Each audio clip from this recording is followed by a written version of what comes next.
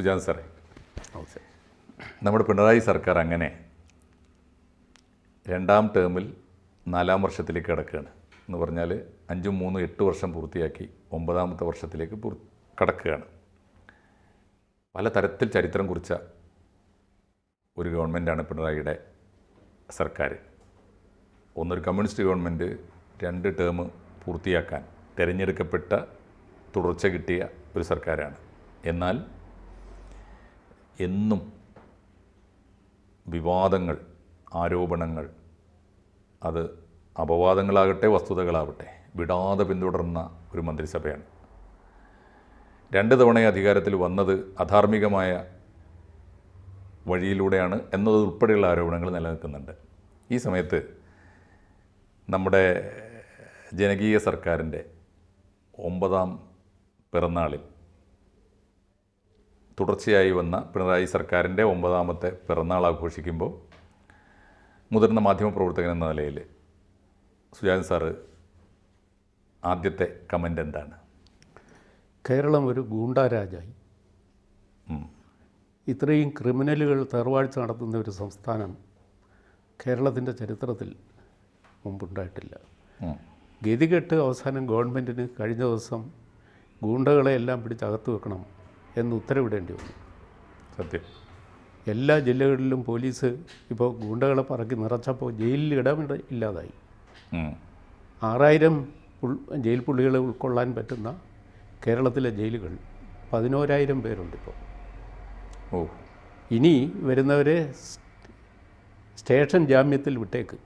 കാരണം ജയിലിൽ സ്ഥലമില്ല എന്ന് പറഞ്ഞാൽ ആ ഗുണ്ടകൾ ഇനിയും കേരളത്തിൽ തന്നെ ഉണ്ടാവും, പൊതുമധ്യത്തുണ്ടാവും. കഷ്ടിച്ച് ജില്ല കടത്തി മാറ്റണമെന്നേ ഉള്ളൂ. എറണാകുളത്ത് ജില്ലയിലുള്ളവനെ സമീപ ജില്ലകളിലേക്ക് എവിടെയെങ്കിലും മാറ്റണം, ഇങ്ങോട്ട് പ്രവേശിക്കരുതെന്നാണ്. പക്ഷേ പ്രവേശിക്കുന്ന ആരും നിരീക്ഷിക്കട്ടെ. ജില്ല മാറിയൊക്കെ അവർ ക്രിമിനൽ ആക്ടിവിറ്റീസ് എല്ലാം ചെയ്യുന്നുണ്ട്. അപാരമായ സ്വാധീനം സമൂഹത്തിൽ ഈ ഗുണ്ടകൾ നേടുന്നുണ്ട്.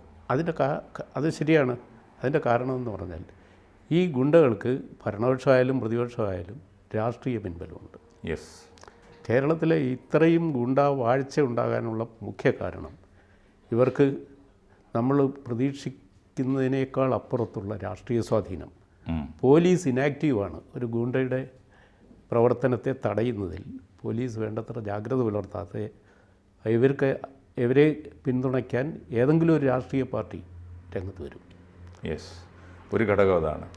പിന്നെ നമ്മുടെ സിനിമാ രംഗം ഉൾപ്പെടെയുള്ള അധോലോകത്തിൻ്റെ പിന്തുണയും ഇവർക്ക് കിട്ടിക്കൊണ്ടിരിക്കും. അധോലോകത്ത് ഇവരുടെ സേവനം ആവശ്യമുണ്ട്.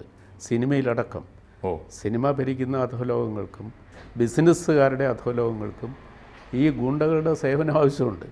തീർച്ചയായിട്ടും. അപ്പോൾ ഗവൺമെൻറ്റിൻ്റെയോ അല്ലെങ്കിൽ രാഷ്ട്രീയക്കാരുടെയോ പിൻബലമുള്ള ഗുണ്ടകളാണെങ്കിൽ കാര്യങ്ങൾ കുറച്ച് സേഫ് ആവും. ഇതാണ് അവരെ സേഫ് സൈഡിൽ നിന്ന് തന്നെയാണ് കളിക്കുന്നത്. ഓക്കെ സാർ, ഇപ്പോൾ പിണറായിയുടെ 8 വർഷം പൂർത്തിയാക്കി, തുടർച്ചയായി 8 വർഷം പൂർത്തിയാക്കി എന്ന് പറയുമ്പോൾ അദ്ദേഹം വന്ന വഴികളിൽ സാർ കാണുന്ന രീതിശാസ്ത്രം എങ്ങനെയാണ്? പിണറായി 2016 വന്നു. അത് പറഞ്ഞാൽ ഒരുപാട് ചരിത്രം പറയേണ്ടി വരും.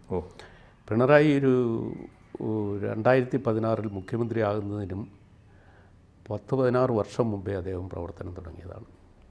ചരടുവലികൾ അത് അദ്ദേഹത്തിൻ്റെ പാർട്ടിയെ സിസ്റ്റമാറ്റിക്കായിട്ട് അദ്ദേഹം കയ്യിലെടുത്ത് അദ്ദേഹം തനിക്ക് ചടയൻ ഗോവിന്ദത്തിൻ്റെ മരണത്തിന് ശേഷം കേരളത്തിലെ CPM-നെ പിണറായി തൻ്റെ ചൊൽപ്പടിയിൽ നിർത്തുവാനുള്ള എല്ലാ തന്ത്രങ്ങളും അദ്ദേഹം പയറ്റി. അദ്ദേഹം പറഞ്ഞാൽ അനുസരിക്കുന്ന കോടിയേരി ബാലകൃഷ്ണനെ പാർട്ടി സെക്രട്ടറിയായിട്ട് കൊണ്ടുവന്നു.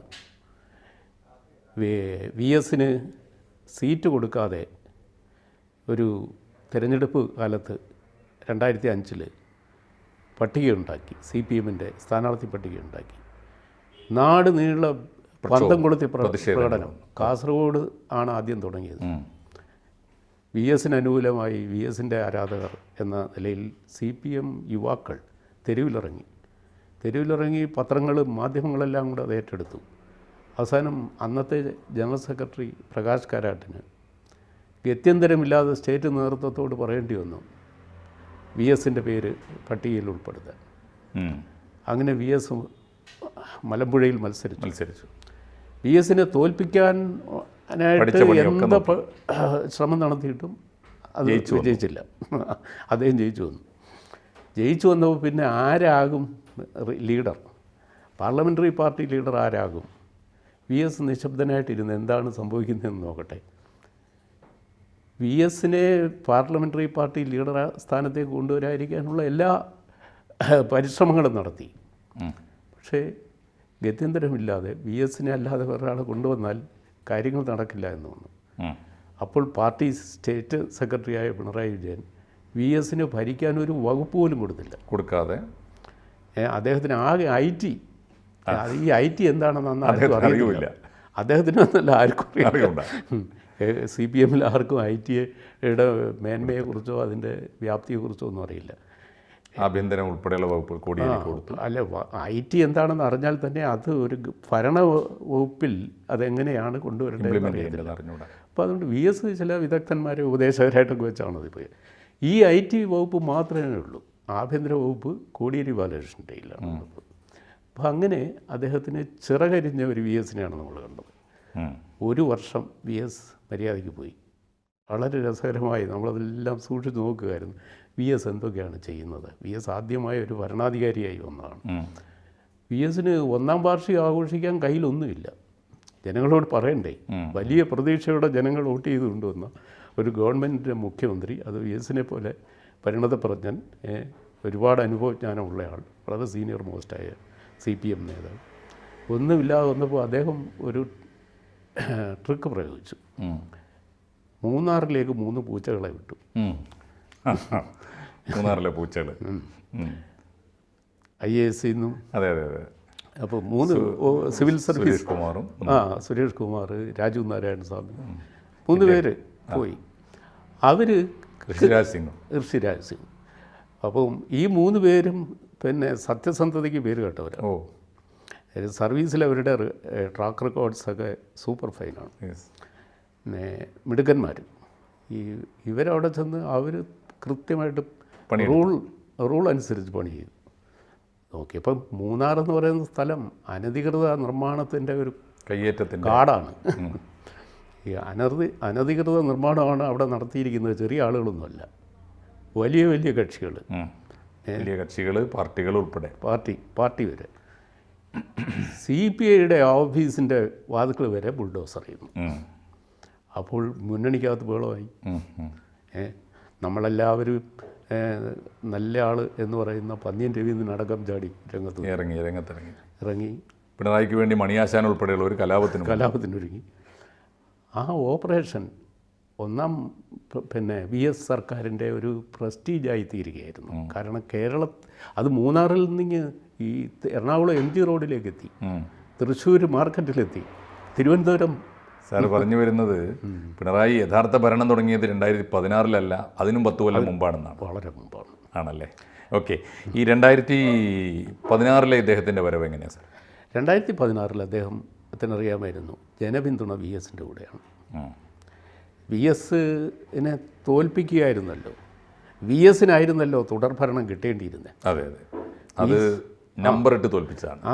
VS ഇലക്ഷൻ കഴിഞ്ഞപ്പോൾ പറഞ്ഞല്ലോ, 17 പേരെ ജനങ്ങളുടെ ഇടയ്ക്ക് മോശപ്പെട്ട ഇമേജുള്ള 17 പേരെ സ്ഥാനാർത്ഥി പട്ടികയിൽ ചേർത്തു.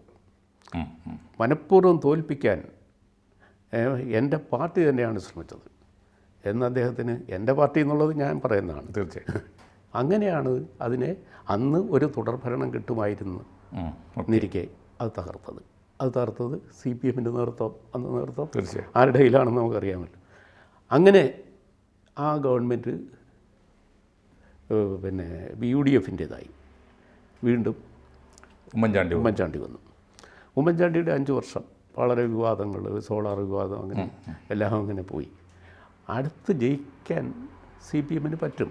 കാരണം പൊളിറ്റിക്കൽ അറ്റ്മോസ്ഫിയർ വളരെ അനുകൂലമാണ്. എന്നാൽ നേതാവ് ആരായിരിക്കണം എന്നൊരു പ്രശ്നമായിരുന്നു. VS ആണെങ്കിൽ സുസാധ്യമായിട്ട് ജയിച്ചു വരുമെന്ന് അറിയാമായിരുന്നു. പക്ഷേ ഈ VSൻ്റെ പോസ്റ്ററുകൾ അടിച്ചാണ് CPM നേതാക്കൾ എല്ലായിടത്തും കട്ടൗട്ട് വരെ വെച്ചു, വ്യാപകമായിട്ട്.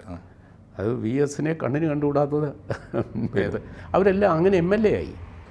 MLA ആയപ്പോൾ വി എസിനെ തഴയാൻ പിന്നെ വഴി കണ്ടുപിടിച്ചതാണ് ഭരണപരിഷ്കാര കമ്മീഷൻ.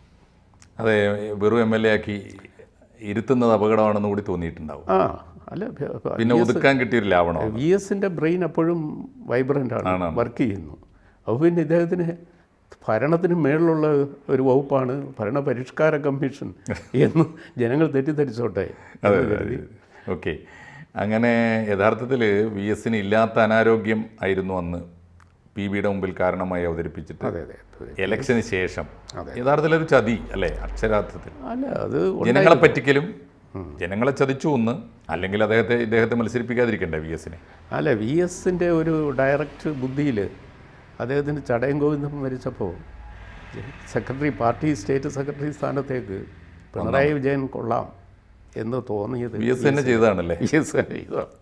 അപ്പോൾ വി എസ് വിചാരിച്ചത് ഇയാൾ അനുസരണയുള്ള ഒരു മനുഷ്യനാണ്, വളരെ സ്മൂത്തായിരിക്കും, ഡെഡിക്കേറ്റഡ് ആണ്, ഹാർഡ് വർക്കിംഗ് ആണ്.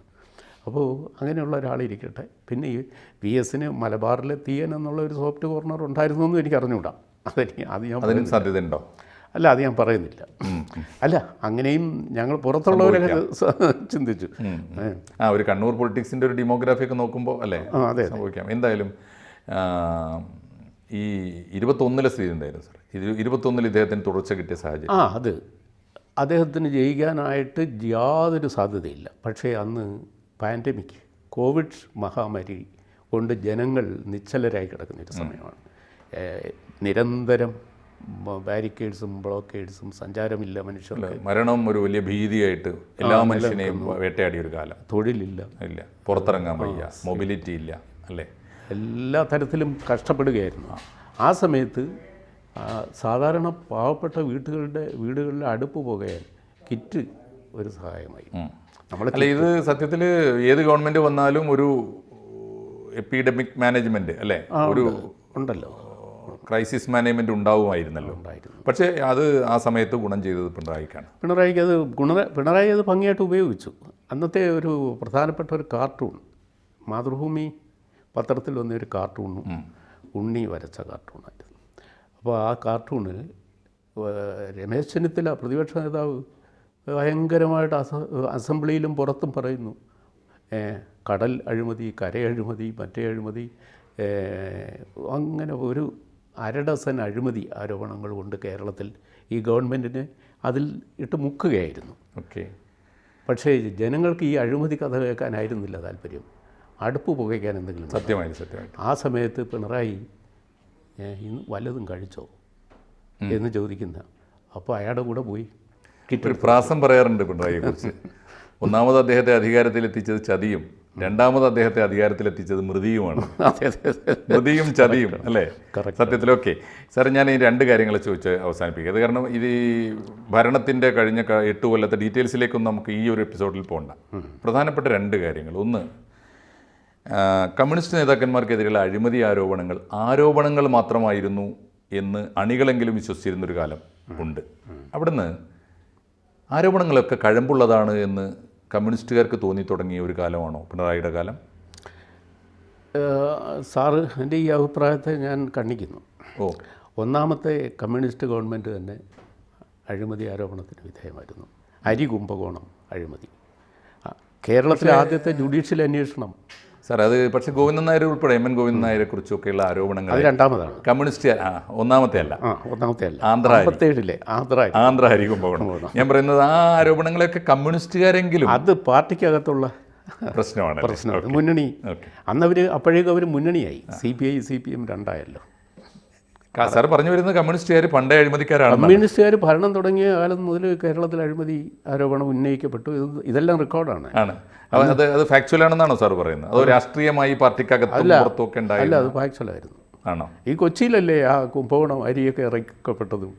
വസ്തുതയാണ്. അപ്പോൾ അങ്ങനെയാണെങ്കിൽ ഇദ്ദേഹം അതിൻ്റെ തുടർച്ചയാണെന്നാണോ? ജിയോ ബാവയാണ് ബാവ, എനിക്ക് KPCC പ്രസിഡന്റ് ആയിരുന്നു പിന്നീട്.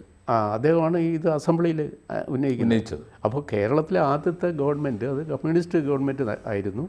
അവർക്കെതിരെ തന്നെ അഴിമതി ആരോപണം, അരി കുംഭകോണം അഴിമതി വരികയും ഹൈക്കോടതിയിലെ ഒരു സിറ്റിംഗ് ജഡ്ജി അന്വേഷിക്കുകയും ചെയ്തു. അതിൻ്റെ പൂർണ്ണതയിലേക്ക്, അതിൻ്റെ ഒരു വളർച്ചയെത്തിയ രൂപമാണ് അതിൻ്റെ ഒരു മാക്സിമത്തിലാണ് ഇപ്പോൾ എത്തി നിൽക്കുന്നത്. ഒരു കമ്മ്യൂണിസ്റ്റുകാരൻ എന്തുമാത്രം അഴിമതിക്കാരനാകാമോ അതെ അതെ അതിൻ്റെ മൂർധന്യത്തിലെത്തിയെന്നാണ്. മറ്റ് രണ്ട് ചെറിയ കൊച്ചു കാര്യങ്ങളല്ല, വളരെ പ്രധാനപ്പെട്ട കാര്യങ്ങൾ. ഈ കമ്മ്യൂണിസ്റ്റുകാരുടെ മക്കൾ അവരുടെ തന്നെ രാഷ്ട്രീയ ഭാവിക്ക് വലിയ ഭീഷണി ഉയർത്തിയ അതിൻ്റെ ഏറ്റവും പ്രധാനപ്പെട്ട ഉദാഹരണമാണോ പിണറായി വിജയൻ? അത് കമ്മ്യൂണിസ്റ്റുകാരിങ്ങനെ കുടുംബ സ്നേഹികളാകുന്ന അത് സാധാരണ കുടുംബം പാടില്ല എന്ന് പറഞ്ഞവരാണ്. അതെ അതെ അതെ. കുടുംബം ഉണ്ടായാൽ മൂലധനത്തിൻ്റെ അടിമകളായി തീരുമെന്ന് പറഞ്ഞവരാണ്. പുത്രപുത്രി വാത്സല്യം ഒരു കമ്മ്യൂണിസ്റ്റുകാരനെ സ്വാധീനിക്കാമോ? വൈകാരികമായിട്ട് തീർച്ചയായിട്ടും പാടില്ല. പക്ഷേ പൊതുരംഗത്തുള്ള ആരുടെയും കുടുംബകാര്യം രാഷ്ട്രീയത്തിലേക്ക് ഒരു പ്രശ്നമായി കൊണ്ടുവന്നുവിടാത്തതാണ്. പക്ഷേ പിണറായി വിജയൻ്റെ കാര്യത്തിൽ മാത്രമാണ് അദ്ദേഹത്തിന് പുത്രവാത്സല്യവും പുത്രി വാത്സല്യവും വഴിവിട്ട പ്രവർത്തനങ്ങളിലേക്ക് പോയി എന്ന് തെളിയിക്കുന്ന സൂചനകൾ നമ്മുടെ മുന്നിൽ ദിവസേന വന്നുകൊണ്ടിരുന്നു. അപ്പോൾ അതിൽ കൈക്കൊണ്ടിരിക്കുന്ന നിലപാടുകളൊന്നും നിയമദൃഷ്ട്യാ ശരിയല്ല, ധാർമ്മിക ദൃഷ്ട്യാൽ ഒട്ടും ശരിയല്ല. നിയമവാഴ്ചയെ ഇദ്ദേഹം ഒട്ടും അനുസരിക്കുന്നില്ല, അല്ലെങ്കിൽ ജനാധിപത്യത്തിനോട് ഇദ്ദേഹത്തിന് ഒരു കൂറുമില്ല അല്ല എന്നൊരു പൊതുവെ ഒരു തോന്നലുണ്ടല്ലോ. അദ്ദേഹം കമ്മ്യൂണിസ്റ്റുകാരനാണെങ്കിൽ ഇന്ത്യൻ നിയമത്തെ അദ്ദേഹം അത്ര വലുതായിട്ട് മാനിക്കാനിടയില്ല. അതൊരു കമ്മ്യൂണിസ്റ്റ് കോടതി എന്ന് EMS പറഞ്ഞ 50 രൂപ ശിക്ഷ മേടിച്ച ആളാണ് അല്ലേ? അപ്പോൾ 50 രൂപയിൽ ഒതുക്കിയ പിന്നീട് വീണ്ടും അദ്ദേഹം ജനാധിപത്യത്തിൽ നിന്നോട്ടെ എന്ന് വിചാരിച്ചിട്ടാണ്. എന്ന് പറഞ്ഞാൽ കമ്മ്യൂണിസ്റ്റ് ധാർമ്മികത ഇല്ലാതിരിക്കുകയും കമ്മ്യൂണിസ്റ്റുകാർ ഒരു ഘട്ടത്തിൽ ഉന്നയിച്ചിരുന്ന ഈ ജനാധിപത്യ മൂല്യങ്ങളെ തള്ളിപ്പറയുക എന്ന സ്വഭാവം സൂക്ഷിക്കുകയും ചെയ്യുന്ന ഒരാൾ അല്ലേ? ഇന്ത്യൻ ജനാധിപത്യത്തിൽ അവർ ഇടപെടുന്നത് ഒരു പരീക്ഷണ അടിസ്ഥാനത്തിലല്ലേ? അതോ തന്ത്രം എന്ന നിലയിലാണ്? അടവ് തന്ത്രം. അവർക്ക് ഇന്ത്യൻ കോൺസ്റ്റിറ്റ്യൂഷനിലോ ജനാധിപത്യം എന്ന വ്യവസ്ഥയിലോ യാതൊരു മാന്യതയും വിശ്വാസവും ഇല്ല എന്ന് ഇന്ത്യക്ക് സ്വാതന്ത്ര്യം കിട്ടിയെന്ന് വിശ്വസിക്കാത്ത ആളുകളല്ലേ 48-ലെ കൽക്കട്ട തീസിസ്.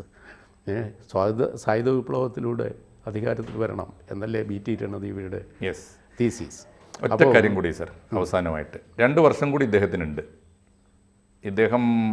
ഇദ്ദേഹത്തിൻ്റെ ഭരണ നടപടികൾ ഒന്ന് കടുത്ത സാമ്പത്തിക പ്രതിസന്ധിയിൽ നിന്ന് രാജ്യത്തെ എങ്ങനെ രക്ഷപ്പെടുത്തും, ഈ ഗുണ്ടാരാജിൽ നിന്ന് എങ്ങനെ രക്ഷപ്പെടുത്തും. പ്രധാനപ്പെട്ട ഒരു ആരോപണം അദ്ദേഹത്തിൻ്റെ മന്ത്രിസഭയിൽ എല്ലാവർക്കെതിരെ, ഏറെക്കുറെ എല്ലാവർക്കും എതിരെ കെടുകാര്യസ്ഥതക്ക് കീർത്തി കേട്ട അല്ല. ഇത് 2-3 കാര്യങ്ങളുണ്ട്. ഒന്ന്, ഇത്രയേറെ മന്ത്രിമാരെ ആവശ്യമില്ല. ഇത്രയും മന്ത്രിമാരുണ്ടായിട്ടും കാര്യങ്ങൾ നേരെ പോകുന്നില്ല. ഇനഫിഷ്യൻസിക്ക് ഏറ്റവും കൂടുതൽ മാർക്ക് ലഭിക്കുന്ന ഒരു ഗവൺമെൻറ് ഇതാണ്.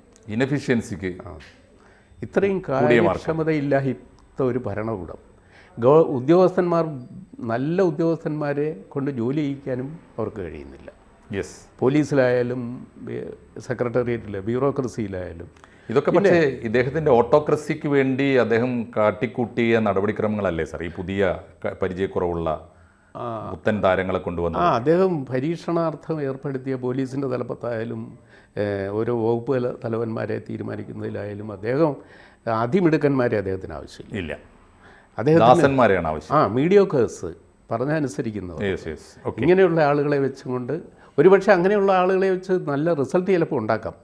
അത് മേളിയിരിക്കുന്ന ആളിൻ്റെ ശേഷി അനുസരിച്ച് അതൊട്ട് ഇല്ലതാനും. അതാണ് അനുഭവം. ഒറ്റ കാര്യം കൂടി സാർ, ഇദ്ദേഹത്തെക്കുറിച്ച് അദ്ദേഹത്തിൻ്റെ തുടക്കത്തിലേ കേട്ടുകൊണ്ടിരുന്ന ഒരു വലിയ ആശങ്ക അദ്ദേഹത്തിൻ്റെ ആരോഗ്യമായിരുന്നു.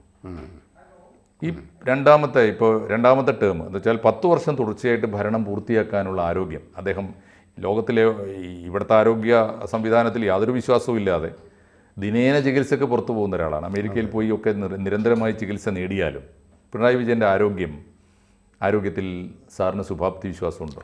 അല്ല, ഞാൻ കേട്ടെടുത്തോളം അദ്ദേഹത്തിൻ്റെ ആരോഗ്യ പ്രശ്നം അതീവ ഗുരുതരമാണ്. അല്ല അത്രയൊന്നും അല്ല. അത് ക്യൂറബിളായ ഒരു ഡിസീസാണ് അദ്ദേഹത്തിനുള്ളത്.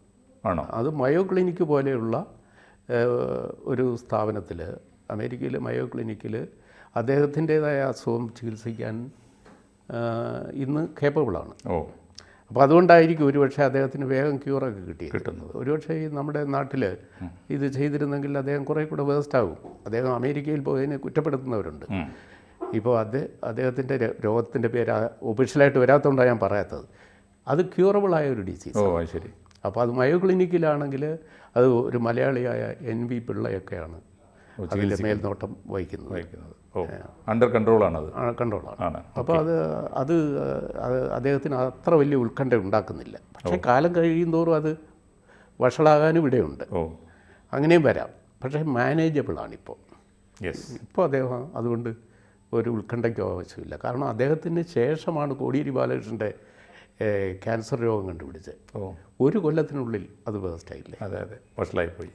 അങ്ങനെയാണെങ്കിൽ അദ്ദേഹത്തിൻ്റെ ആരോഗ്യത്തെക്കുറിച്ചല്ല, കേരളീയ ജനാധിപത്യത്തിൻ്റെയും കേരളത്തിലെ പൊതുജനങ്ങളുടെയും ആരോഗ്യത്തെക്കുറിച്ചാണോ ഇനിയുള്ള 2 കൊല്ലം അങ്ങയുടെ ഉത്കണ്ഠ? പ്രധാനപ്പെട്ട കാര്യം സാമ്പത്തികമായി ദുരിതത്തിൽ കിടക്കുന്ന ഈ സംസ്ഥാനത്തെ എങ്ങനെ കരകയറ്റാം എന്നതിനെക്കുറിച്ച് അദ്ദേഹത്തിന് ഒരു നല്ല ഒരു സാമ്പത്തിക മാനേജ്മെൻ്റ് ഇല്ല. കടകാര്യമന്ത്രി എന്നാണ് ധനകാര്യമന്ത്രിയെ വിളിക്കുന്നത്. കടകാര്യമന്ത്രി അത് കേരളത്തിൽ എന്ത് ദുഃഖകരമായൊരവസ്ഥയാണ്. അപ്പോൾ ബാലഗോപാലിനെ ഒരു ബലിയാടാക്കി നിർത്തിക്കൊണ്ട് കേരളത്തിലെ സാമ്പത്തിക ക്രമം ദുരിതതരമാക്കി. ദൈനംദിന ചെലവുകൾക്കുള്ള പണമില്ല ഖജനാവിൽ. ഈ മാസം അവസാനിക്കുമ്പോൾ പെൻഷൻകാർ 16,000 ഗവൺമെൻറ് ജീവനക്കാർ കൂട്ടമായി വിരമിക്കുക. അവർക്ക് കൊടുക്കാൻ 12,000 കോടി രൂപ വേണം. ഇതെവിടെ നിന്ന് കണ്ടെത്തുമെന്നറിയാതെ നട്ടം തിരിയുന്ന ഒരു ഗവൺമെൻറ്റിൻ്റെ തലവനാണ് പിണറായി വിജയൻ. അദ്ദേഹത്തിൻ്റെ 8-9 വർഷം അല്ല 9-10 വർഷം അതീവ ദയനീയമായിരിക്കും. ഇദ്ദേഹം ഇതെങ്ങനെ മാനേജ് ചെയ്യുന്നു എന്ന് കേരളത്തിലുള്ളവർ കാത്തിരുന്ന് നോക്കുകയാണ്. മാധ്യമപ്രവർത്തകരും അത് തന്നെയാണ് നോക്കിയിരിക്കുന്നത്. പൊതുജനങ്ങളുടെ ആശങ്ക നമ്മളും പങ്കിടുന്നു. നന്ദി സർ. കൂടുതൽ വാർത്തകളും വിശേഷങ്ങളും നിങ്ങളിലേക്ക് എത്താൻ ABC മലയാളം സബ്സ്ക്രൈബ് ചെയ്യുക, ബെൽ ബട്ടണും അമർത്തുക.